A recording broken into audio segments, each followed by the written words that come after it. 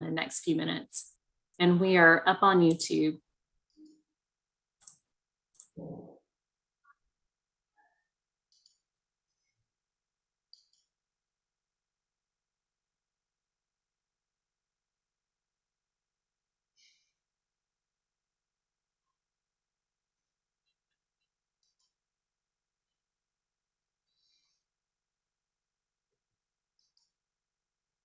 He was just with us in the real estate committee meeting. I think he said something about going and getting a pizza. Only if that's accompanied by a beer, Mayor.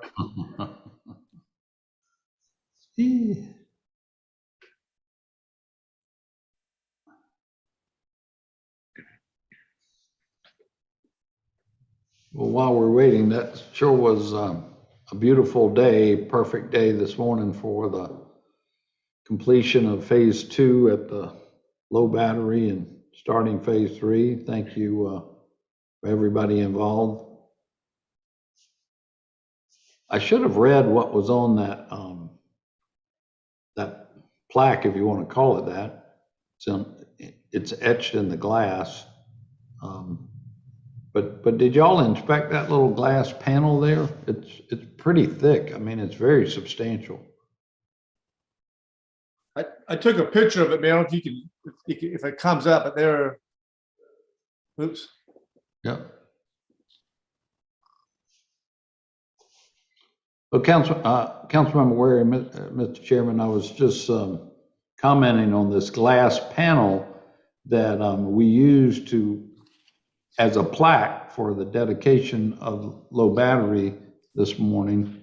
And it's a sample of a panel that you could use down the road to elevate the protection of the low battery without having a solid wall. You could have literally glass panels between pillars that folks could see through, and you wouldn't lose your view of the water on the top 2 feet of the wall, which we're going to need at some point down the road.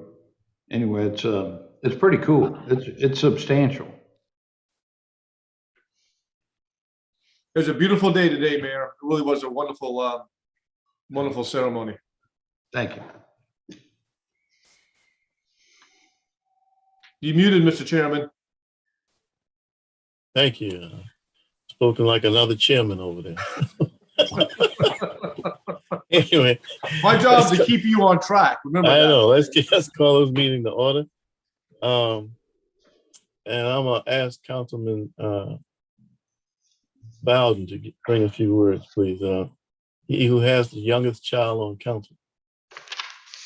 My baby's crying in the background. I'm going to do a moment of silence. All right.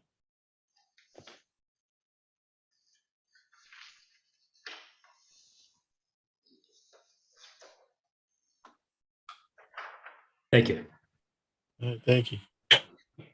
Let's entertain a motion for the approval of the March 7th and March 21st, 2022 minutes. So move.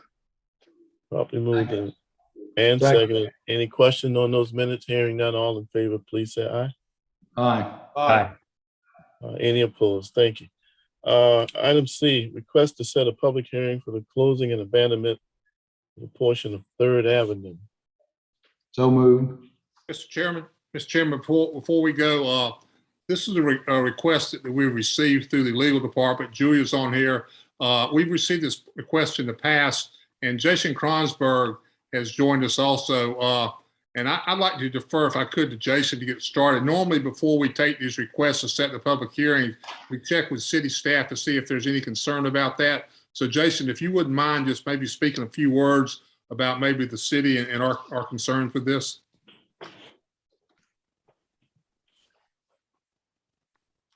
Sure. Good afternoon, everyone. So Sure. This request has come up before, and I think it had come up many years ago. So you see where I believe that's 8th Avenue comes in. That portion of the right of way was abandoned some time ago. In hindsight, it was probably not a great idea. But if you look at the end of 3rd Avenue, there's a lot of high land along this paper street, if you will. It's a right of way, and land in the city of Charleston, as we all know, is very valuable, and city-owned land is land that we need to really take a critical eye on before we release it back out to the public. In this case, it's directly across the marsh from Longborough. It provides a wonderful opportunity for a small linear type pocket park in the future if that ever was the need. But it also provides the opportunity to defend the city against sea level rise. If you needed this to berm it, if you needed it to place a wall, it's city land, and we just need to consider in 100 years what that city land may need to be used for. So it's got a wonderful kind of northwestern view, and in this area of Wagner Terrace, it really could provide a nice place for a bench or a small walking trail, or potentially bridged over to the Longborough neighborhood, where we're continue to negotiate for a waterfront dock there. So that's from the park's point of view. You got to put that 100-year cap on and just say, in 100 years, 50 years, whatever the case may be, what could the city use this land for? So that's just my perspective. I think that's a pretty good perspective. Any other, but Mr. Councilman Shea?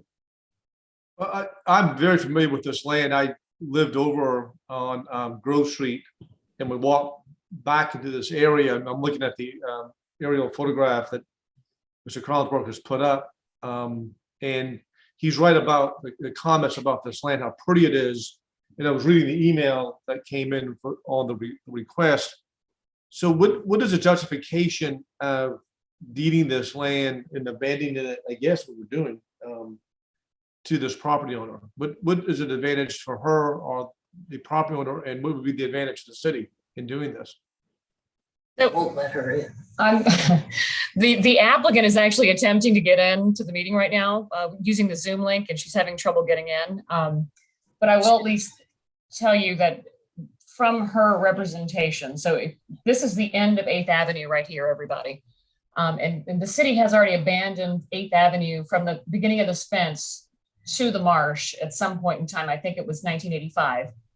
And then later on, the quitclaim itself kind of fell through the cracks. So recently she reached out to the legal department, and Janie Borden finalized the quitclaim deed to her. So from this fence line right here over, this is hers now from the city.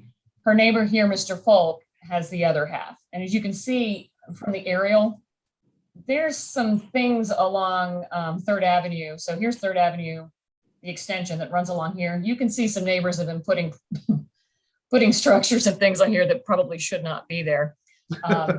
No, they won't do that sort of stuff. So unfortunately, so here's her position. This fence right here, that's part of her property. And then also in this map, if you see this larger tract, that's her property. It's 4 individual lots, and she had the property lines merged. So it's one big lot here. Her position is this oak tree right here, this bank of trees, that is the triangle that she's attempting to get. And her argument is, there's many, but one is there's a tree on this piece of property that has not been maintained by the city and is potentially going to damage her fence here. Another is that her property has been eroded gradually by the water on this side. So to acquire this piece would balance it out for setbacks and property line adjustments for a house that she one day intends to build here. And then I think that's, yeah, let me pull the email just so I'm at least representing all the points that she made if she's not able to get on here. Jennifer, allow her. Julia, if you could have her call in, that might be a good way to have her join the meeting. Is the call-in number on the Yes. the email? Okay. In access code. All right. Thank you, Jennifer. Kind of point of order, if I may, Mr. Chairman. Yes, sir. is the request on the agenda just to request to set a public hearing, or would we be having that public hearing here today if she's able to get on the call? This would Mayor- just be Mayor, to to set the answer that, hearing. To answer that for you, Mayor, normally what we do is if the city investigation with other departments made it a positive, we would move forward to setting a date. But in this case, since we had some concerns, the way the process is set up, we normally wouldn't even set the public hearing based on city concerns is how we usually done it in the past. I see. Thank you. Yes, sir.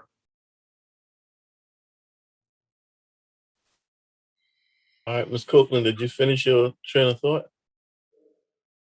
That's a legitimate question, Councilman Waring. I Mr. don't know if I have the Mr. answer to Chairman, that. Mr. Chairman, that's usually a question her husband asked her, not. I know. Oh, but anyway, yeah, she's trying to get on the call right now, but she's very well known amongst the staff members at the city right now for years and years of phone calls about this particular piece of property. Could you go over again the part that you said was already done, I guess, maybe years ago? And Sure. So this particular area, so let me just say, in 1985, there was a decision made by council at that time over 5 paper streets in this area. And this was incorporated into that. And council chose not to go forward with the abandonment of 3rd at that time because of the potential for a vista for a linear park. Oh, okay. In 2019, another citizen came out and asked for 3rd Avenue to be closed. It was the owner of this property right here, Mr. Mislin. I don't know if you all remember that, but in 2019, he came to council asking for us to abandon a section of 3rd Avenue here to allow him access to this piece of property.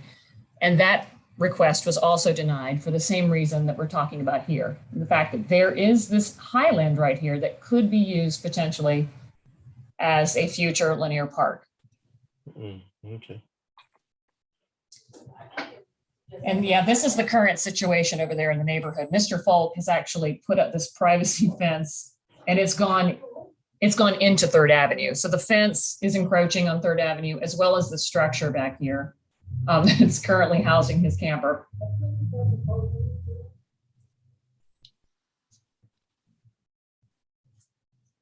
So hold on one second. Let me see if I can find out what's going on here. Theta is on the phone with her at the moment. Or Mr. Chairman, do y'all want to wait until she's able to join the meeting? Yeah, let's do that. Why don't we go on some other items? And when you get that technology figured out, then we can come back to it. Okay. Thank you. Sorry about that. Oh, not a problem. In that case, let's go to item E, acceptance and dedication of rights of way, Mr. O'Brien. Mr. Chairman. I want y'all to know Mr. O'Brien is a source of good luck. I want you to know that, man. He was out at in Syracuse when Carolina girls was vying for in the Final Four for that national championship. I had my favorite cap on, and he had his presence there. When we won the semifinals, you can't leave now. He said, Yes, no, sir. I'm not gonna leave. We were going to stay to the end. That's right, man. Yes, sir.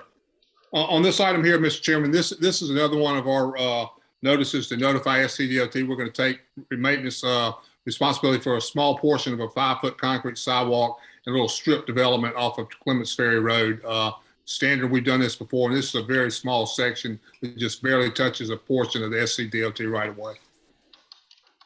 Do we need a motion on this, Mr. O'Brien? Yes, sir. We'll take this for approval to council. All right. What's the pleasure of the committee? Is there a motion out there? Move for approval. Seconds. Yeah, these seconds getting hard to come by. You know my any more position on this, Mr. Chairman. Yeah. Any more discussion on that acceptance and dedication? Hearing none, all in favor, please say aye. Aye. Aye.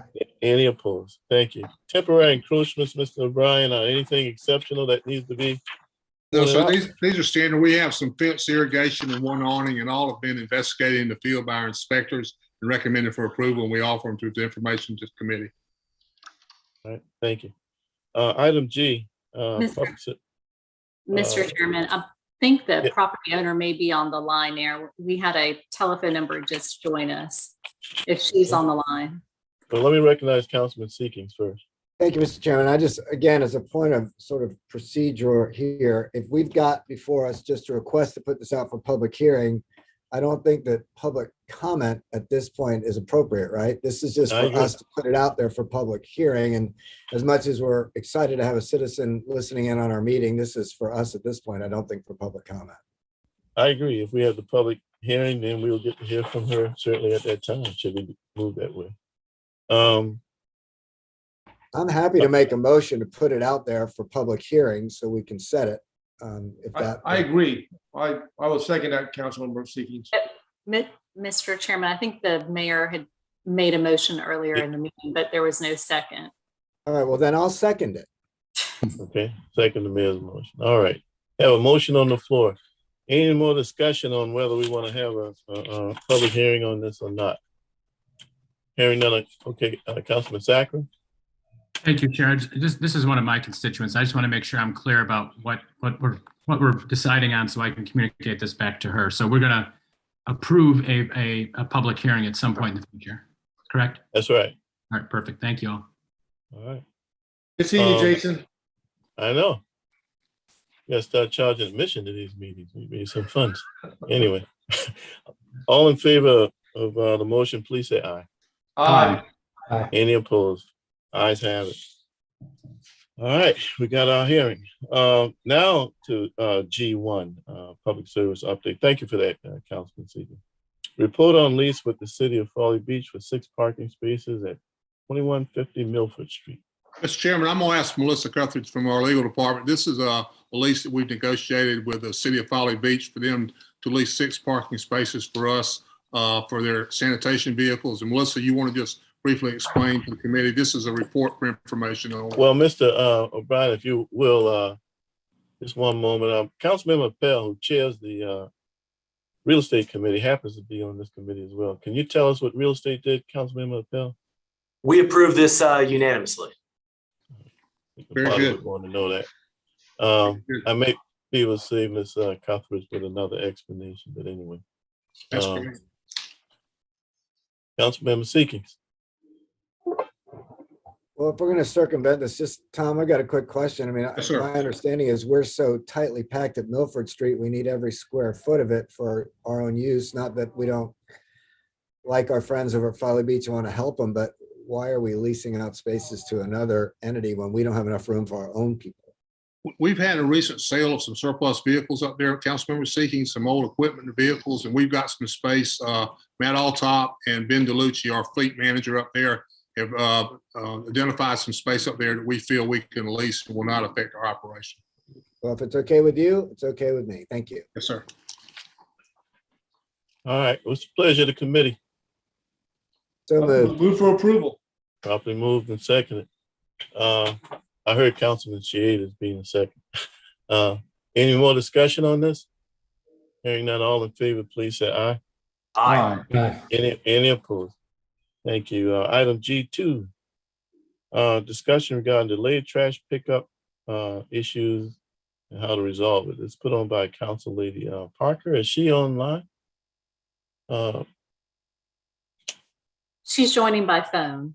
All right, great. Can we recognize Council Lady Parker so she can? Yeah, so you just came off. Councilmember Waring. Right, can you explain us the issue? No, we're just having a lot of delays on this and, decided to go silent. And I know that when I talked to Mr. Alsop a while ago, there were discussions going around, I guess they're in the past, talking about an ordinance or something in limit for size. And I just wanted to touch base and figure out if we were moving forward on any of that or what we were waiting on. Also just to see how we can improve the communication, maybe just so some of the neighborhood citizens know if there's going to be a delay. And hopefully y'all can just kind of help me and teach me how to better communicate that if there is going to be a delay. Okay, great. Did everybody hear, Mr. Bryan, could you hear? Yes, sir. And Councilmember Waring, Matt Altop has got some great information to share with the committee regarding these delays and our solutions for that. So if I could call on Matt to share those with you guys. That'd be great, Mr. Altoff. Good afternoon. Good Thanks for afternoon. having me.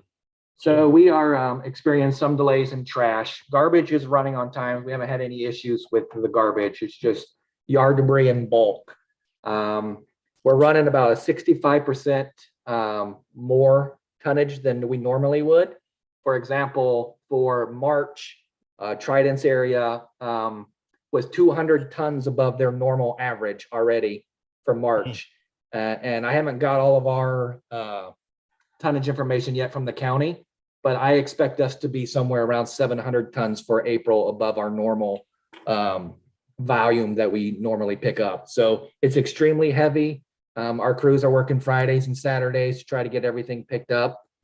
This weekend, we got all hands on deck, including garbage to assist, trying to get everything cleaned up and ready for next Monday to start over. I worked with the PIO office and Jack today. They issued out a statement here about an hour, maybe about half hour ago, on social media. And then BNS, Business Neighborhood Services, also sent it out to all their listings as well. So we're trying to get the message out that we're a day behind. So hopefully that'll be improving things. Mr. Altoff, let me ask a question. Can we got any trends where we relating to how come the tonnage is increased? I mean, I think we had a storm. Yeah, we had a couple windstorms, That's right. Which I contribute some of it to. You know, like for example, January for Trident Waste, that's, you know, Johns Island and Outer West Ashley, they were at 378 tons for the month, and that included Christmas trees. And last month they were at 578. So they had a 200 ton, you know, increase there just in 1 month. Right. Are we down any crews? Or we got Mr. Bryan, we got full complement of people working? Matt? We do not have a full complementary full staff at this moment. We are working with HR. We actually have a meeting scheduled tomorrow to discuss some options to try to increase you know, that staffing. Part of the issue too is we had, you know, mechanical issues on a couple claws, and parts are hard to get right now with just like everything else. So they were down a little bit longer, and you know, the windstorms and that didn't do us any favor. So. All right. So I guess to Councilwoman Parker's initial question, when we down like that, I mean, how can is there a quick way we can communicate with the public to let them know it's going to be delayed a day or two?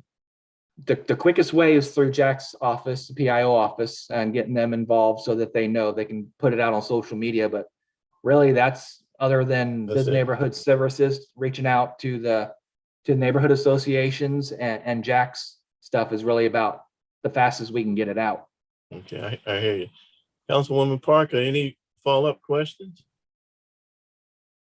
No, just, you know, obviously we just want to do what we need to do to support you and your department, Mr. Altoff. And I know, I can't imagine, you know, what this is doing to the budget, just, you know, gas prices, this and that. I mean, obviously, you know, I spent some time and watching, you know, when these trucks are full, they have to drive them up and come back and finish whatever they didn't finish. So it's a challenge, I'm sure. And especially like you said, this time of year, you know, these trucks are getting filled up a lot quicker than usual because everybody's cleaning up their yard. But, you know, I just want to kind of put it out there and just hope that we're, you know, maintaining that this is a big priority for our citizens, because I know in my district, it certainly is something that they want to, you know, for it to be a priority. Sure. Okay. Mr. Mayor, I think I saw you. I'd like to add, Mr. Chairman, also that you may recall late last summer, early fall, we brought you guys some proposed changes to quantities and things we're going to pick up. And we're working with Neighborhood Services right now to finalize our public education, which we all agree was an important part of this. And that will have some limits to some of the volume of things we pick up. So that'll help us also. And we hope to bring that back to you in the next month, where we can get that started and then start the education process so we can start enforcing those new limits. Okay, thank you. I saw Mr. Mayor's hand, and then I think Peter and I think Mr. Bowden. So, Mr. Mayor, you had a question? A comment and a question, maybe, Mr. Chairman. So we've been working with Matt and Tom about ideas to make our department and environmental services even more efficient. And I'm pleased to hear that the garbage collection is on time. That's the stuff that can smell after a little bit. So if you don't get my yard clippings right away, that's the lesser of those two evils if you're late. On James Island, I wanted to share with y'all that, and maybe Councilmember Parker could help us with our communication and partnership with the Public Service District.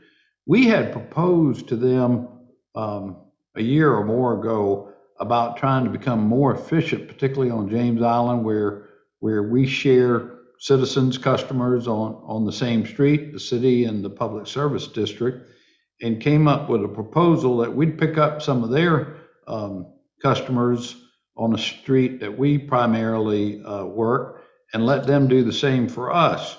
And we wouldn't pick up, we'd pick up about the same number of their customers as ours, but save time and efficiency by just having one truck go down that street that day. So apparently they've never approved that concept, but I think it's really worth trying if you could chat with your colleagues over there on James Island. The other thing I was going to mention, this will require some extra budgetary investment on equipment, is I believe we're more efficient in some neighborhoods using what they call the knuckle boom truck, where one operator drives the vehicle and operates the device that picks up the debris, rather than have a separate truck and a separate claw. So it should help us in our challenges with employees to be able to operate that way. That will require us to buy a few more knuckle boom trucks. So I think that could be a budgetary item next year. And the other thing, we're looking at what cities are doing around the country, best practices, because, I don't put out yard waste every week.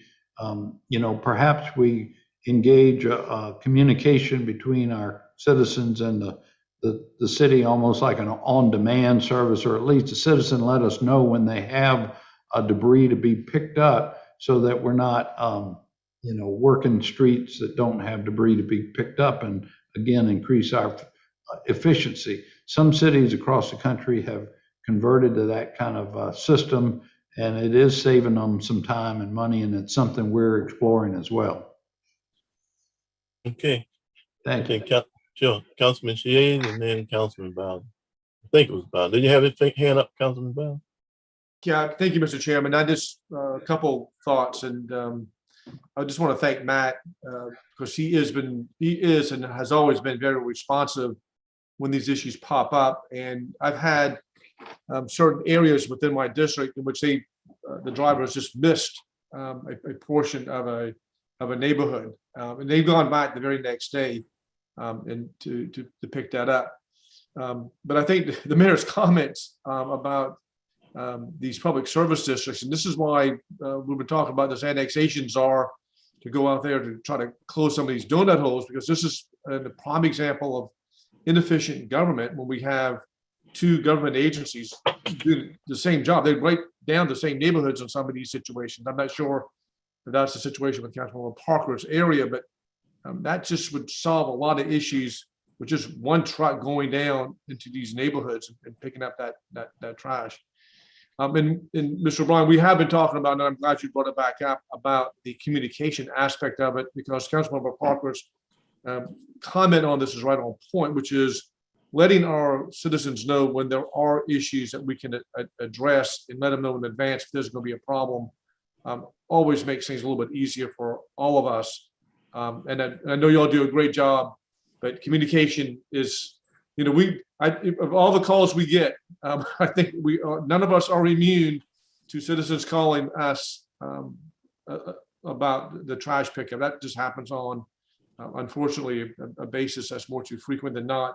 So anything we can do to help your department with communications, it goes a long, long way for all of us engaged in this process. So thank you all for the job that you do, but if we can work on that part of it, that'd be wonderful. I think that's with Matt's conversation with Jack today, and also with Meg Thompson and Rebecca and Neighborhood Services, we're going to do our best to get that word out, and we're behind so those neighborhoods can know and plan accordingly. Yes, sir. Okay, thank you. Councilmember Appel, that's who it was. Okay, good. Thank you, Mr. Chairman. And first, I want to just say that, and I hope I'm not putting Matt on the spot here. I probably speak with Matt more than I speak with any of our city staff.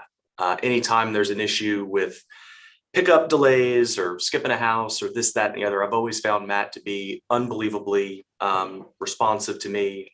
I've got his cell number. We text back and forth. And when we're in communication and I get a heads up from him, I can get it out on my social media and blast it out to the neighborhoods and things of that nature. So I just wanted to say Matt is very good at that. Councilmember Parker, if you don't have his cell, I will share it with you. I'm not going to share it on YouTube, Matt, don't worry. But that's a great way that we can get this stuff worked out sort of in real time. I think that when we're talking about, more long-term issues and delays in services and things like that, that's when you can get Jack's department and Meg and all these people rocking and rolling. But I'm telling you, they will not be able to help you within a 24-hour turnaround, right? Like when there's, issues on the ground, Matt and his department, they run a bunch of crews and trucks, and they're a lot of hardworking folks. It's a lot of this stuff is done in real time. And I just wanted to let Councilman Parker know that, and certainly any of my other colleagues who don't know that. I'm sure everybody does, but that's something that's out there. And Matt does an excellent job, and so does his entire crew. The other thing I would just say is that, piggybacking on what Mr. O'Brien was talking about sort of reforming the trash pickup process in the city of Charleston, I think there's a lot to do in that regard. And I look forward to seeing some of these proposals. I mean, the fact that you can just put whatever you want out on your curb anywhere in the city of Charleston and we come pick it up for free, I can tell you right now, that is a very unique thing that the city of Charleston offers. And it's simple economics. When you offer a service for free, people have no incentive to be judicious about what they're doing. And I'm not saying we need to, charge anything that's unfair or unreasonable. I think we're required by law to make sure things are fair and reasonable. But by placing some very minimal, costs on this service, I think that we can not only help reduce some of the excess demand that's causing our infrastructure to kind of buckle a little bit, not to mention all the other constraints that, the department's facing, but we can also use some of that funding to reinvest in the department and create a more virtuous cycle. So I think there's a lot of work to be done here. I think there's certainly a lot of people in the city that are very reasonable with what they put out on the curb. I will also say there's a lot of people when I'm walking my dogs, and I can't believe people have the gall to put what they put out on the curb and expect the city of Charleston to come pick it up for free. I just think that on some level, there's got to be some costs and skin in the game that's put into the equation here. It takes a lot to do this. It's not garbage pickup, which is a much more efficient process. So just some thoughts there, but good topic to keep working on. Well, I think that was a good point, Councilwoman, where getting those cell phone numbers for Mr. Brian runs a very professional team over there. He and Mr. Al Top are vital to that. As a matter of fact, I'm coming up with a story, not a story, facts. Friday of last Friday at 4:10, I had a situation where garbage was not picked up, and I'm moving on to the next discussion. F and I streets were not picked up, and I reached out to Mr. Fountain. I reached out to Mr. O'Brien, who was in Syracuse, got a response from him, who reached out to Mr. Altop. And remember, this is Bridge Run weekend. And got a response back. And turns out that the street is too small for our big trash trucks to get down. So I guess we got to get a smaller truck or something. I think there's some discussion about another way in, but I think the end of the story is having those cell phone numbers. Councilmember Waring, I'll Yes, sir. send an email to all the council members tomorrow morning with Matt and I's cell phone information, so All that right. y'all have that number at any time. And like you All said, we're available 24/7 for any calls regarding this issue. Okay. That's great. That's great. But back to F&I Street, the piece where our new trucks can't get down to serve the citizens. I also understand that our fire truck can't get down there either. But I think there's been some discussion, help me out, Mr. O'Brien, Yes, sir. Mr. Altop, where there's an alternative way possibly to get in to the street, another access. Councilmember potential. Waring, Matt and I participated in a neighborhood meeting about a month ago over there with F&I Street. There's a proposed housing development which could affect the rerouting of some roads over there. But the bottom line, like you said, F&I, but this is something both fire and public service have a concern about because of the narrowness of the streets. And Jason Cruzen, Deputy Chief Cruzen, actually has a drone video, which Matt, I don't think is available yet, but we would show the problems that we have and they have getting our vehicles down the street. Now, one thing Matt and I talked about this morning, which I haven't talked to Robbie Somerville or something back, but one thing that we thought about, if we limited parking on one side of the street on collection days, that would go a long way to helping us. So that's something I'm going to explore with Robbie Somerville to see if we can potentially do that. And just on the collection days for garbage and trash, if we just had one side of the street open, that would open up for us. Matt, do you have anything to add to that? Yeah, I spoke with Deputy Chief Cruzen about a half hour ago, and he should have that drone footage available for you guys, hopefully by the end of the week or first part of next week. It shows the challenges of them trying to maneuver down that road along with us. We went over there and participated in it. Since those roads dead end, we have to back down that street with a garbage truck, which increases the danger by hand load. I mean, it's crazy how much potential for issues we have backing the garbage truck down those tight streets. We've been using a pickup truck, but even a pickup truck over there gets in there and has a hard time turning around and getting back out. So there are challenges we're working to address, like Tom said, and hopefully we'll come up with some alternative ways to collect that area. Is this the only small lane that we have on the peninsula? Probably, I'm assuming majority of this is on the peninsula. So we have some small alleyways, but they're Right. not as tight as these three streets. And since these dead end, it's hard for us to get in. Fire's problem is they can get in, but then they block. If they can't get to where they're going, they block. In case of a ladder truck or a pumper or whoever, they can't get there. Having it open on both sides with this proposed housing development would allow two ways in for them and would allow us just to pull down the street, which will help us quite a bit. The proposed housing development, is that one of the affordable housing developments? Yes, sir. coming Yes, up? it is. Yes. Okay. All right. Any other questions on behalf of committee members? Well, anyway, thanks for having that information on short notice, gentlemen. Stormwater management update on Calhoun West, Mr. Fountain. Yeah, thank you, Mr. Chairman. I'm going to share my screen, start that presentation.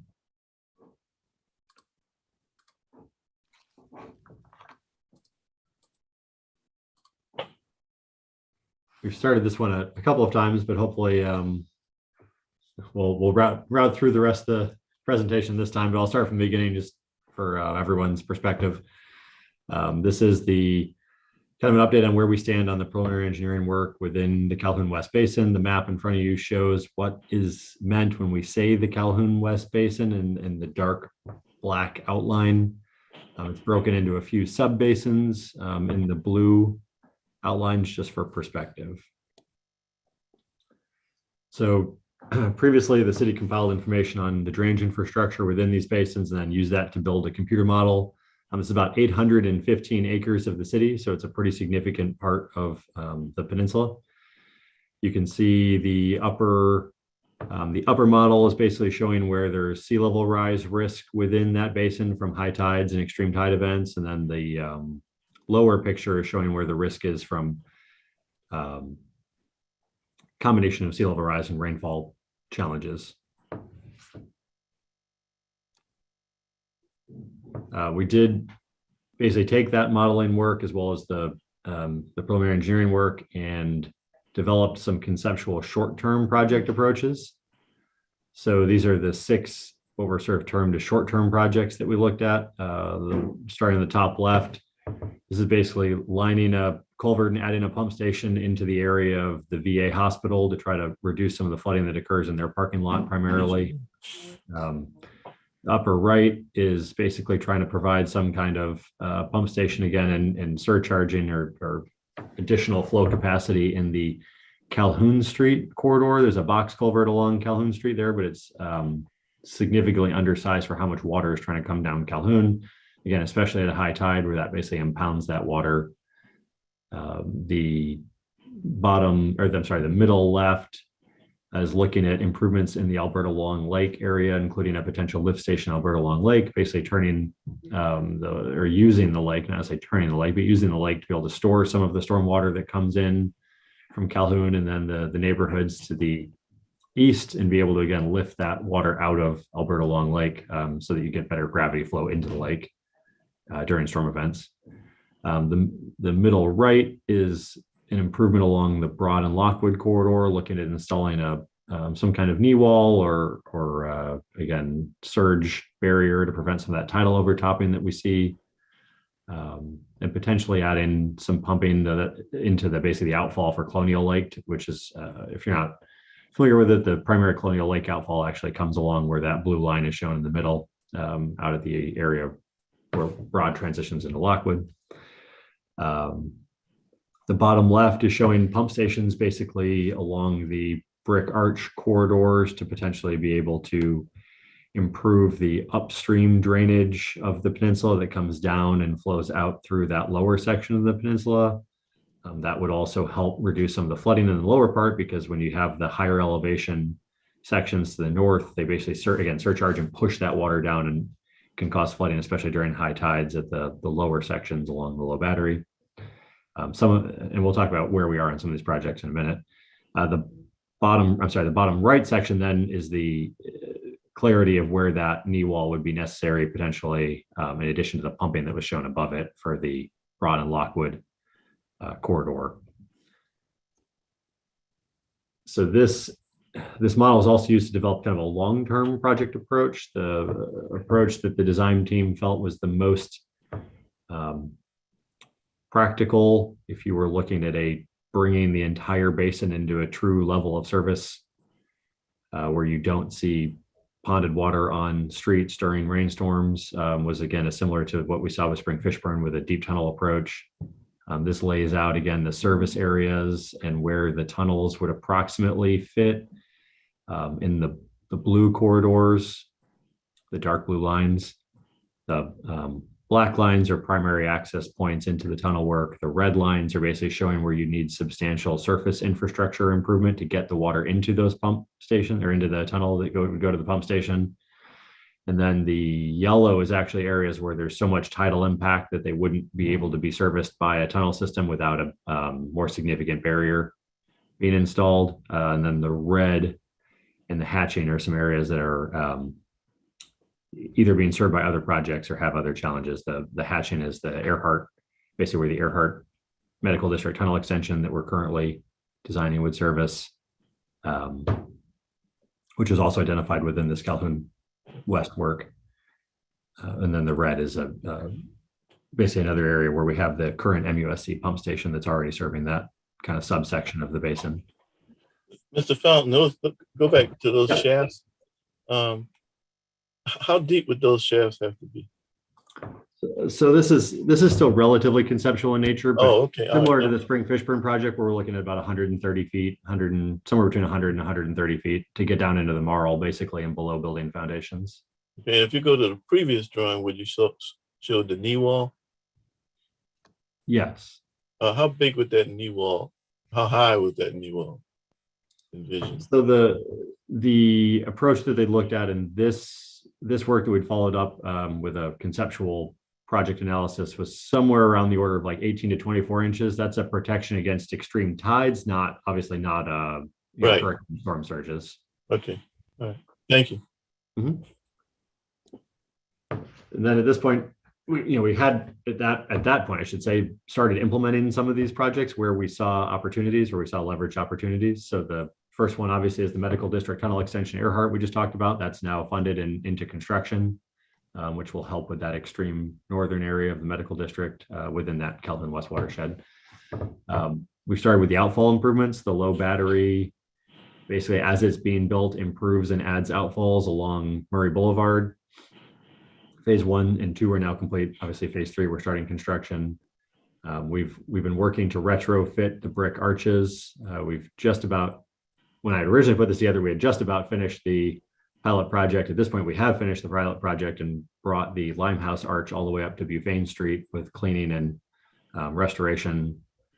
So we're looking to basically continue that project now that we have a better handle on it. Just we need to find the additional funding to continue that project.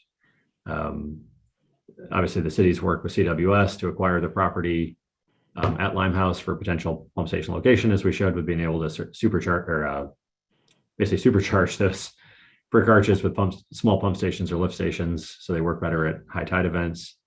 The broad lockwood knee wall, we have finished a concept design with JMT actually for that, and it's one of the options in the drainage fund for funding and basically to permit and construct. The MUSC pump station, we have an upfit evaluation for that that's supposed to begin this year. We've been looking at that with the Army Corps of Engineers potentially, as well as some funding that they may have available, which would let us upfit that pump station and potentially provide a better service quality to that portion of the medical district. The VA basin pump station, we've actually been coordinating with the VA. They're looking at significant rework that many of you may be familiar with on their property, which under the new stormwater manual triggers them into a series of improvements that they need to provide. So they've been looking at doing a potential lift station, and the city kind of coordinating and looking at opportunities to help them or take over maintenance of that station for them if it's constructed, as they're still in the early design phases of that project, but that's something to be looking forward to. And then the Calhoun Street, Alberta Long Lake improvements, that was originally incorporated into some of the redevelopment ideas for 295 Calhoun. That one sort of got installed out in the BAR process, but we'll be continuing to look at other opportunities in that corridor as well, because that Calhoun Street corridor is certainly one of the most impactful flooding areas we have from a transportation medical district access standpoint. So next steps, again, medical district tunnel extension should be complete in 2023. We'll complete phase 3 in 2023. Phase 4, 2024 to 2025, depending on what happens with the logistics delays that we've been seeing across pretty much every project the last 18 months or so. Brick arch upfit. We finished that pilot project work. We need to identify our funding to continue with the other roughly 9 miles of brick arch under the peninsula. The pump booster at Limehouse, again, we've acquired that property. Now we need to assess how we'll move forward with that concept. The broad lockwood knee wall, we've completed that concept design. Just need to identify funding to take it to final design and permitting. The MUSC pump station upfit, we'll be looking to coordinate with the Army Corps and determine if their funding will be applicable into that project. And then either us or in collaboration with the Corps, looking for an RFQ for a design team on that work.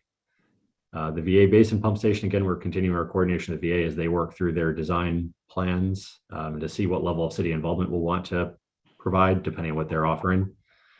And then Calhoun, Alberta Long Lake, again, if 295 Calhoun ends up stalling out, we'll assess other opportunities for the city within that location. And that's all I had for that update, Mr. Chairman.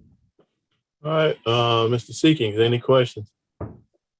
No, Matt, thank you for being patient and getting all this information out there. I just think, Mr. Chairman, this was time fairly well spent, because I think one of the thoughts about Calhoun West, it's a singular project. There's so many different components to it, both short and long term. And even without the deep tunneling project, there are some things that we can do in that area that will give us relief in fairly short order for a relatively, although it will be significant amount, a relatively small amount of money comparatively to building a system that tunnels 120 feet below the city. So two that sort of strike me as being something that I would love to see us pursue as a city, and you know, Matt, sort of take your lead on this, but one is the MUSC pump station. I think that would be a huge benefit to everybody, and will allow for access to MUSC along that Calhoun Street corridor, which is, as you know, pretty rough. The other is the knee wall along Lockwood and Broad. We just need a high tide these days, and Broad and Lockwood corner is underwater and closed, and it's going to happen more and more often. That knee wall, my understanding is, Matt, sort of just roughed out, is a $2 to $3 million project, plus or minus, that's already been conceptually designed. So I think those are a couple of things that probably we ought to look at, Mr. Mayor, sooner rather than later, to give some relief in areas that just really get creamed by water regularly. So Matt, thank you. I appreciate it. Any cost projections on the MUSC pump station, Matt, that Councilmember referred to? So, Mr. Chairman, we do have, so we've got sort of two areas out there, which we refer to probably by too many different names, staff-wise, to make it easy to comprehend. We have the existent MUSC pump station, which mostly services like the Courtenay corridor. Right. That one we're looking to repair and upfit over the next few years before it starts to have issues, and see if we have an opportunity to improve its performance, especially in collaboration with the work the VA is doing on their property, which is where that pump station discharges through.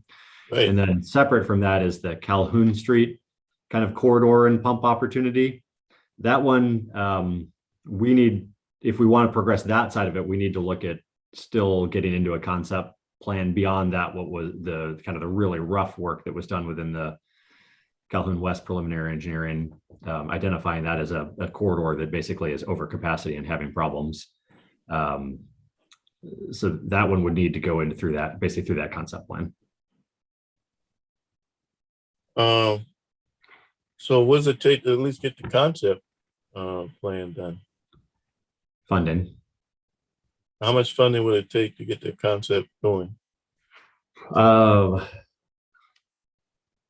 Calhoun Street, it depends if we tie it. There's two options. You could either do a single station along Calhoun and try to put it in the freeway on-ramp. That was one of the original thoughts. That's a slightly less expensive approach, but it primarily services Calhoun. The other idea we've looked at when kind of 295 had come along, which has some possible support to it, I think, from engineering perspectives, to take the Calhoun Street water and basically direct it down into Alberta Long Lake and instead pump out of Alberta Long Lake as a secondary outfall point. That would potentially provide neighborhood drainage relief to the neighborhoods to the east of the lake, as well as the Calhoun Street corridor itself. Obviously, that's more complicated because now you're working within a lake, which adds quite a bit of complexity from a permitting, environmental permitting standpoint. Either one of those, a lot has changed in the last year. I would expect that a good conceptual look at that would be into at least a few $100,000. Not for preliminary engineering, just for kind of a true concept and modeling project. But there'll be items we'll definitely have in the drainage fund discussion for consideration. You know, one of the things that I think we all found beneficial when the mayor when he had a chance to speak to the governor about extending MUSC into Spring Fishburne, we had more information on what to ask for. And I kind of think we need to have that situation with this. When you look at Calhoun West in its totality, I don't know, was it $500 million or something like that, maybe more, to get it done. But some of these fixes, I think if one of the things Harry Holman, God bless him, did over there at Mount Pleasant, when half-cent sales tax came through, he kind of had visions of what he'd like to see with those road dollars coming through. So when the time came, well, he had the plan to say, hey, this is what we need and this is how much money we need. So I'm just kind of thinking something similar, smaller degree, of course, something similar. We got the knee wall money, and this pump station sounds like it could be a good bang for the buck. If we can get some more information on that, Mr. Mayor and Mr. Fountain, from the standpoint of, I guess, a little bit more specifics on what it'll take, I think it'd be money well spent. Councilman Seegers. Thank you, Mr. Chairman. Just very briefly, I agree with that. I mean, we're not going to be able to take our ask to the market until we know exactly what we're asking for. I agree with that. And I'm not sure Mr. Fountain mentioned this, but between the knee wall project, which JMT's been working on, and Calhoun West, which has had both short and long-term visioning preliminarily done by Davis and Floyd and Black and Veatch, we've actually done a lot of work out there. We're not going to be starting from scratch. We spent, Matt, I think last time I went back and looked, close to $2 million with Davis and Floyd, looking at short and long-term solutions. They produced technical memoranda. They're all out there. So if we allocate some monies, it will be to complete work that's really already well along the way with some collective knowledge already in the hands of the people who'll be completing it. So, and in-house, obviously, we have a lot of knowledge too. So I think clearly that corridor, the Calhoun West corridor and the medical district corridor, we're going to have to pay attention to regardless of what the bigger picture items look like. And I think, putting some resources towards it so we can take this to market is a good idea. How we go about doing that, that's for probably someone a pay grade higher than me, but I think it's something we should at least think about. All right. Any comments, Mr. Mayor? Yeah, I'd like to share a couple thoughts. And thank you, Matt, for the update and for all the work you're doing. As usual, our stormwater department has many balls in the air. And, many of these things obviously get down to funding. The MUSC pump upgrade, as Matt mentioned, we recently learned of a $4 million allocation to the Corps, but it's relevant to the Spring Fishburne corridor. We believe, that pump station should qualify, but we do have to meet with them and verify that. So that would take care of that little piece of the puzzle, or most of it. Then the VA, we've been working with the VA, and they're going to make major upgrades to their hospital, a major addition to it. So we've been working with Congresswoman Mesa's office to see that the VA gets the funding for that pump station to help with their property and parking lot when they get the funding for their hospital addition. And then on the archway tunnels, since I'm still making the case to Secretary Hall at the DOT that about 70% of the archway tunnels are under DOT streets. So she has committed to helping us find some funding to continue that effort to clean and fortify the archway tunnels. So you're really seeing some pretty good traction on some of these initiatives. It seems to me that the missing link is number one, whether you want to go ahead and do the knee wall or not, whether that priority is there, given the fact that, if we do get through the 3x3, the first phase would be along the Ashley River. And you could say in a few years from now, oh, gee, we could have just waited and saved that $3 million. How much time is that going to buy us? Of course, we get to the point where we see we're not going to do the 3x3, we could proceed. So that's kind of a priority judgment that council needs to make. We saw a marginal increase when just some paving got done on the corner. I mean, it didn't, quote, solve the problem at all, but it did help for about a half foot, I guess, for about 6 inches difference on the tide coming over the street. So I think we need to make a priority decision with funding as to whether we want to proceed with $3 million on that concept plan and just know that if we do end up doing the 3x3 protection with the core, 5 or 10 years from now, whenever that happens, you know, it'll just basically make that improvement obsolete. So that's one thing. The second thing is to proceed and find some funding to do this concept plan and I would say even a preliminary design of the Calhoun Street little pump station and the Long Lake control and pump station and get the water to Long Lake and out Calhoun Street faster and better. I think that would really help the areas around Cannon Park. And is it Ogier Street that's near the funeral home? That's where it really, really floods badly and that water needs to get out. So I just want to raise this possibility that with all the development that's occurred, and Matt mentioned the 295 Calhoun Street, the reason that gets mentioned is because that little piece of real estate is included in the Horizon or West Edge TIF district, and enough development has been occurring in that TIF district, I believe in the next year or two, that we would be able to use some tax increment financing money to go to the Long Lake and Calhoun Street pump station, whether 295 makes it through or not. And arguably some kind of development is going to occur at 295 Calhoun that's going to add to the TIF district there. So anyway, I just wanted to share some of those thoughts that were been bouncing around in my mind to help move these projects forward and to help pay for them. Good information. Any other input from councilmen? Thank you, Mr. Fountain. Cooper Jackson. Yeah, thank you, Mr. Chairman. Let's share my screen.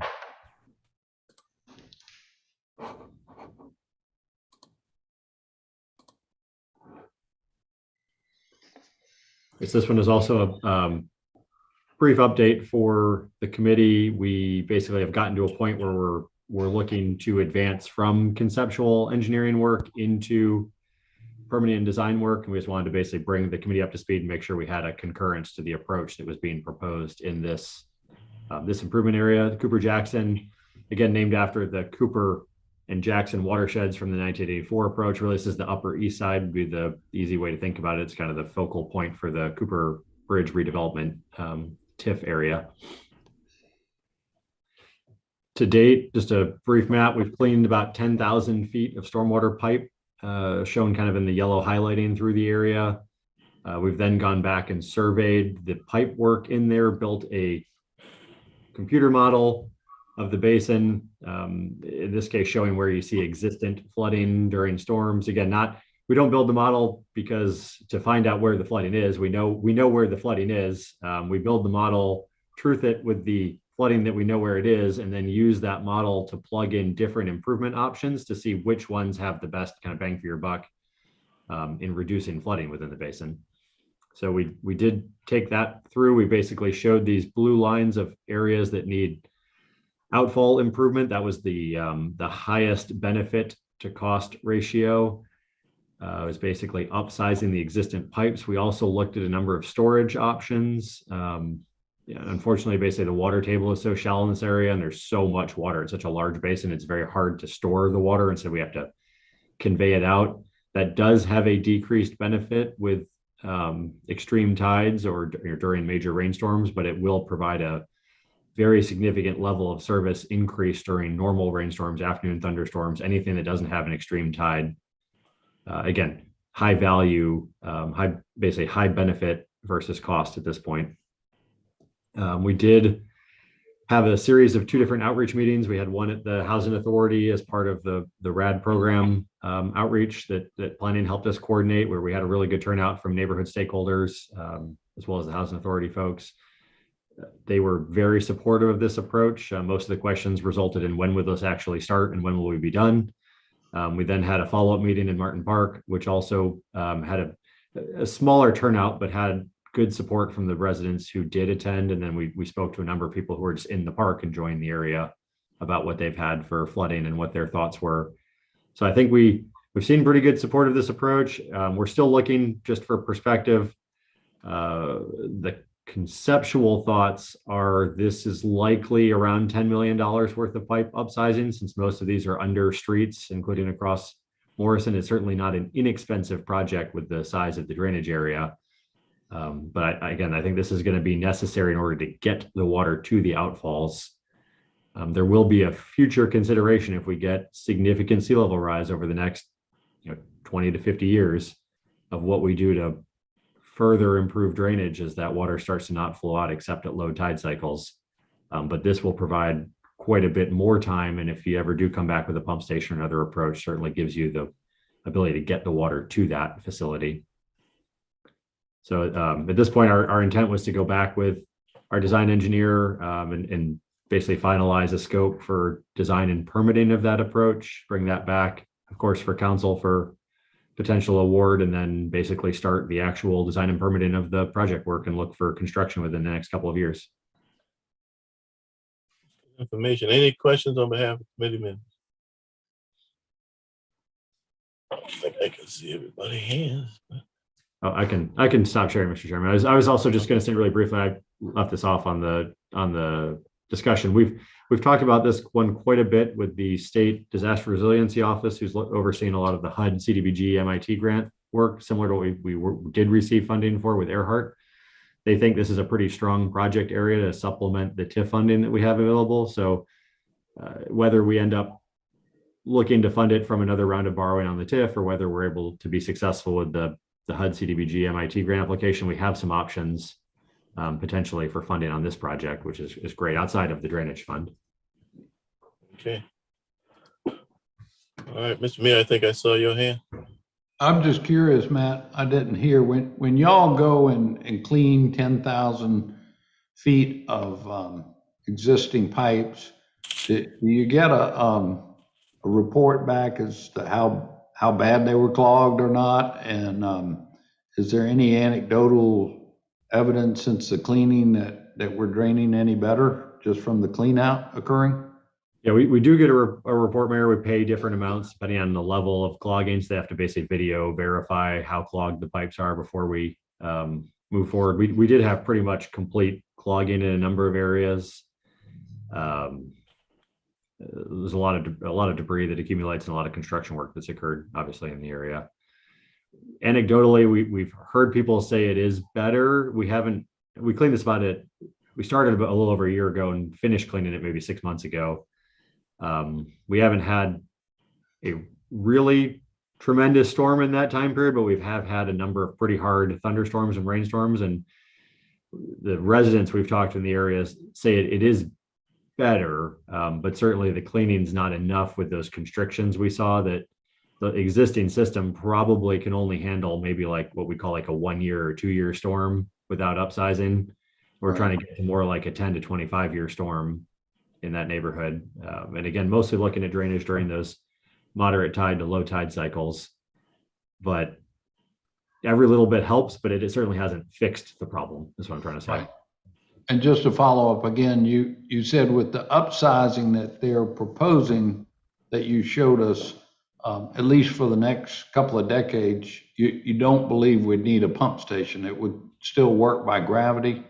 It would work at any moderate to low tide period. So if you had an incredibly heavy rainstorm with an 8 foot or a 9 foot tide, you would still see street flooding. But as that tide cycle occurs, the water would drain out very quickly.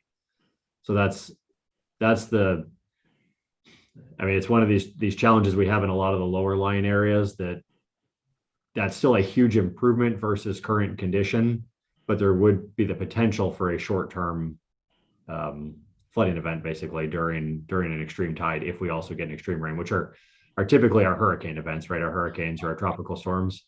And right. The department, generally, we have not been designing projects to fully function during a hurricane. I mean, we've sort of said that that's beyond the scope of a normal neighborhood drainage improvement project. We are looking to get the neighborhood to be able to drain after a hurricane and be able to get it to function during normal rain events, so it's not flooded every time we get a major summer thunderstorm. The only projects we've really taken all the way to hurricane conditions have been what we call like the critical transportation infrastructure. So like Spring Fishburne along US 17, Septima Clark is because of the importance of that road and the access to the medical district. But most of our other projects are not quite at that level of service because of the cost. Right. But you could always add the pump later. Maybe we ought to look at, That's right. like we did down at Limehouse and Murray Boulevard, of going ahead and planning it, securing the property so that 20 years from now, you need to add a pump station, you can. That's right, Mayor. So we do try to somewhat future-proof our projects where we can. So the low battery can be raised higher if it needs to be. The brick arches can have pumps added to them. Most of our projects have that capacity. King and UG will be designed with the ability to add additional pumps to it in the future if you need additional support.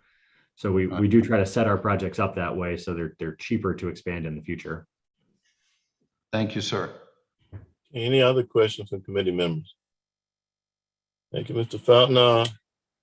Everybody else has been waiting on. I know Councilman Chayed has a presentation of small project funding allocations for fiscal year 22.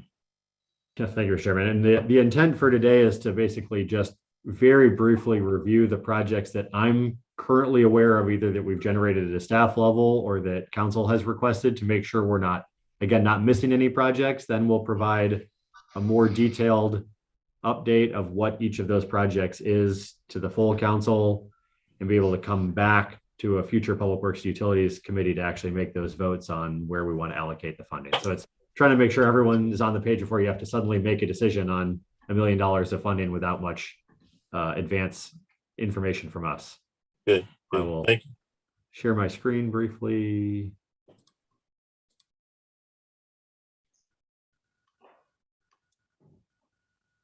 All right.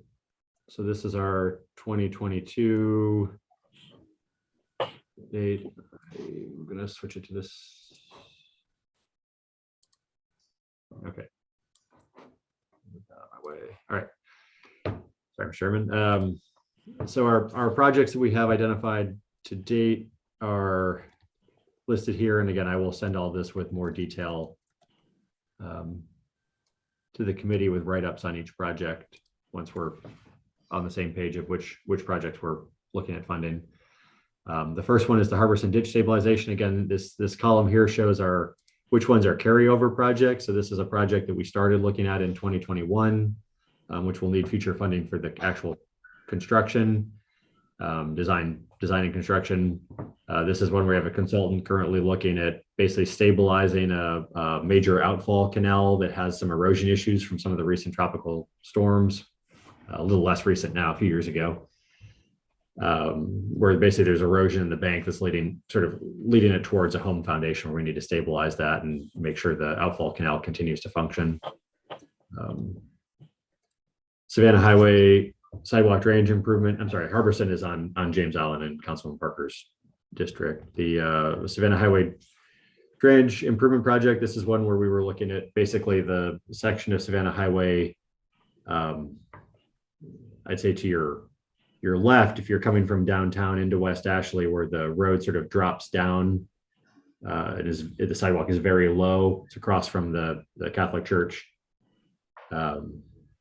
We started that last year. We've basically just about got that up to the point of construction bidding for the first sort of pilot scale side of it. We just submitted some DOT encroachment permits for their review. We'll be looking at adding some under drain, trying to relieve basically the heavy flooding that sits on that sidewalk where the water can't get to the drains because of the oak roots that lift up the sidewalk along that section. Let's see, Sandhurst conveyance. I'm sorry, I think that's in Councilman Pell's district. The Sandhurst conveyance improvement and outfall maintenance. That's one Councilman Shade's familiar with. Again, last year we started our design work, looking at what we could do in the system. We actually did go through with a contractor and clean all of the existent pipes that are often in kind of rear yard easements in the system as well, which did show some improvements. But we're still looking to either upsize some of those pipes or add some kind of storage as we continue with the modeling and the conceptual improvement. So those are, again, estimated numbers there. Willow Walk, rear yard swale. We sort of had this in phases. The first section is about to go to tree removal, which is the start of construction. Then we're looking at basically extending that into a further upland. This is in the Willow Walk Shoreham community, also in Councilman Parker's district, looking at basically restoring rear yard easements that either have never been maintained or possibly never constructed based on how many trees are in them, to provide some more storage and conveyance in that neighborhood where we have quite a bit of flooding challenges. Lockmore Terrace Drainage Project, this is one Councilman Griffin had talked about right at the end of his time in office, Councilman Bowden's district. It's basically another rear yard drainage easement that likely was never constructed along Lockmore Terrace, basically removing trees and installing a swale between the property owners in that location. Ferguson Village Drainage Project. This is on James Island, just to serve to the side of where Bishop Gadsden, the community center or the retirement center is. It's actually our next, I think, Operation Neighborhood meeting, Mayor, is in Ferguson Village. Looking at acquiring drainage easements. Most of the drainage in that neighborhood are just sort of ditches that run through people's backyards, likely in old farm fields, and just we don't have easements on them. We can't maintain them. They do have some flooding challenges in that neighborhood. So the first section, again, looking at trying to acquire easement. Many of these are likely heirs property, so it's a little more challenging, which is saying something than normal easement acquisition. But we do have good support from the community leaders out there, and that's one of the things we'll be continuing to talk with them about over the next month or so. Anita Drive at Magnolia. This is in West Ashley. Basically, there's an easement gap on water trying to get from this flooded intersection up into the ditches that are along the bikeway in this location. We need to acquire an easement along that existent combination of outfall, ditch, and pipe system, so we can connect. There is a ditch, there is a pipe, there is an outfall. We just need to be able to connect it all together and maintain it again. Howell Avenue, Greenbelt. This is the city purchased or coordinated with the Greenbelt in purchasing the property in James Island at the end of Howell Avenue. We have an agreement with the county to basically turn this into a small stormwater park to help store some water along Howell, which is a very flooded area. We need to basically take this now and get a design architect to build plans that we can get approved through the city DRC, the design review committee. The county has agreed to basically bulk haul material off of the property for us, and then we would do the fine grading and finish construction. So this is sort of a collaborative project between the county and city. Asbury Place pipe upsizing. It's another West Ashley undersized outfall pipe that we need to upsize, not at the outfall, but just slightly upstream of the outfall. The upstream system is pretty good. There's definitely some constriction in the downstream, causing some pretty severe flooding along the road at Asbury Place. Oak Forest outfall system improvements. Normally, I don't have favorite projects, but this is one of the ones I think has a lot of value to it, even though it's more expensive. This is basically where Oak Forest basically has an outfall system that comes down, crosses Highway 17, goes through the Baptist Church property and out into a tidal canal. We've been talking with the car wash and the church, who are both interested in dedicating drainage easements to us.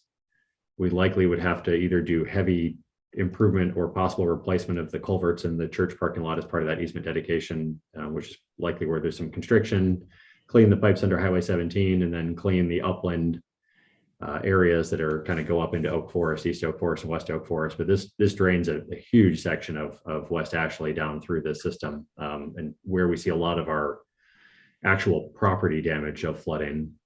We have a few buyout properties in this area we're working through. We have demolished, and now we're working through retrofitting those properties as well. Wagner Terrace outfall permitting. We've started to kind of hit our stride with outfall permitting and cleaning. We did just get a general permit for the Army Corps. It's called a regional permit instead of a nationwide permit. And then for DHEC, it's basically an OCRM general permit, trying to streamline the permitting process for tidal outfall cleaning. That kickoff meeting was April 1st, which was somewhat ironic. So this would be a good demonstration area project for this work. Wagner Terrace has a number of impacted outfalls that really back up water and do cause some heavy flooding in the neighborhood. So this is a series of outfalls that we're trying to do for $250,000 rather than one outfall or so, which is where we are in the current permitting schema. Rebellion Road outfall clean, similar situation. We have at least 2 outfalls we'd like to clean and stabilize in that area as well. Hazelwood Taborwood, this is basically a pipe upsizing project. There's and Councilman, I think you're familiar with this one. There's a series of different cross pipes under the roads. There's some pipes within the major canals out there and some driveway pipes as well, which upsizing those would help get the water out of the neighborhood and into the major canal system more efficiently and prevent some of the property flooding we're seeing in this area. That would then further benefit the DuPont Wapu project as that moves forward. And then lastly, the Dunbar Street area flood storage projects. This is looking to design and construct some additional stormwater storage along Dunbar Street, basically, which is a city parcel to the north of, I think Councilman, you're familiar with this area too. This is in a combination of Councilman Appel's district and I think Councilman Brady's district, and it probably touches at least one other West Ashley council member, sort of behind the new Home 2 suites at the end of Highway 17, just to the north of the Wildwood townhomes, and then to the north of Citadel Woods, the neighborhood near Air Harbor, all of which experience differing levels of flooding. The city owns some probably is old railroad right of way in the area, or CWS right of way, and an opportunity to add some storage. But then again, in collaboration on this one with the county, where we've been working together in this area on a number of different projects. So the good part is we have a lot of good project ideas. The challenge, of course, is very rough costs on these. Again, at a conceptual stage, we're probably looking, even with a breakdown of trying to split this over 2 fiscal years, of $1.3 million in spending this year and just under 1.2 next year. Again, assuming no new projects next year, just trying to run through these projects. So that'll be something we'll have to discuss in more detail at a future Public Works Utilities meeting of how we allocate out the money that we do have, which is, again, generally is allocated $1 million per year within the stormwater operations budget funded by the utility fee. And that's all I had, Mr. Chairman, unless there's any questions. Any questions by committee members?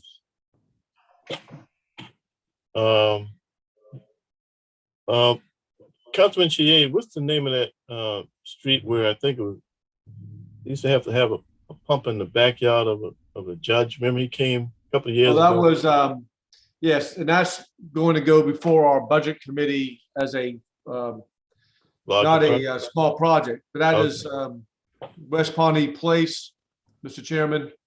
And it borders up on Bamboo. I just sent you a response. I thought it was Gilmore was the one you were thinking about. Well, I was going to ask about that next. Yeah, the Gilmore girls. I know. Yeah, the Gilmore girls, as we Right. Tagged them. But so, but the project that you had mentioning, where Judge Gosnell lives, right, his backyard butts up to another resident, and we got a pump that Frank used to take out there on a regular basis when it flooded real bad. And Mr. Fountain and I were just talking about that at the dedication service ceremony this afternoon. So that is going to go in front of the as a regular stormwater funding project, not a small project, because it's okay, good. cost of that exceeds all right, gotcha. our limitations on here. Okay. All right. Any questions from any other committee members? Councilman Bowden. So what's the timeline for us to consider this and ultimately take a vote on these projects? Good question. And Mr. Chairman, to some extent, that'll be up to what you feel comfortable with the agenda. I was thinking that we would come back to Public Works Utilities, not the next meeting, but the meeting after that, to discuss these in more detail. In the meantime, we'll send out we do those sort of short 1-page highlights about the projects, which district it's in, kind of a photo of the area and a short write-up of what the project is in a little more detail. Make sure, again, we haven't missed anything. Come back to that second meeting and be able to talk about a little more detail. I agree with that. Plus, we need to filter out to the remainder of council too. Obviously, 7 more council members out there that they need to see what's going on in their districts as well on this one. So thank you for putting this together the way you have. Easy to understand too. Any final questions? We're at the end of our agenda. So. think we covered a lot of information in a relatively small amount of time. We're coming up on 6 o'clock, but anyway. It's always comprehensive, Mr. It is.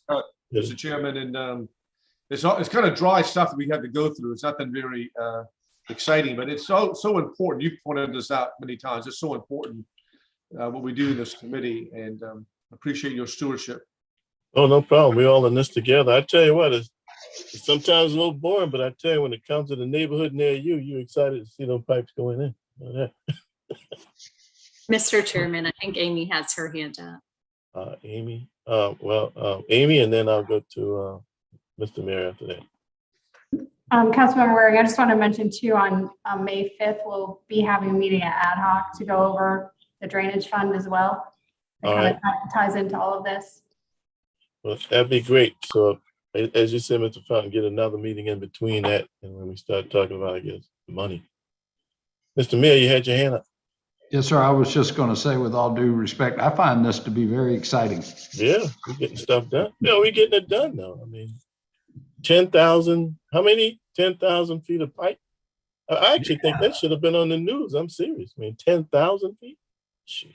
That's right. On the east side of Charleston, cleaned up. We take that as common ground, but that hadn't been happening. I mean, come on. All right, Chair, entertain a motion for adjournment. So moved. So moved. By acclamation, we stand adjourned. Here, here. See y'all tomorrow.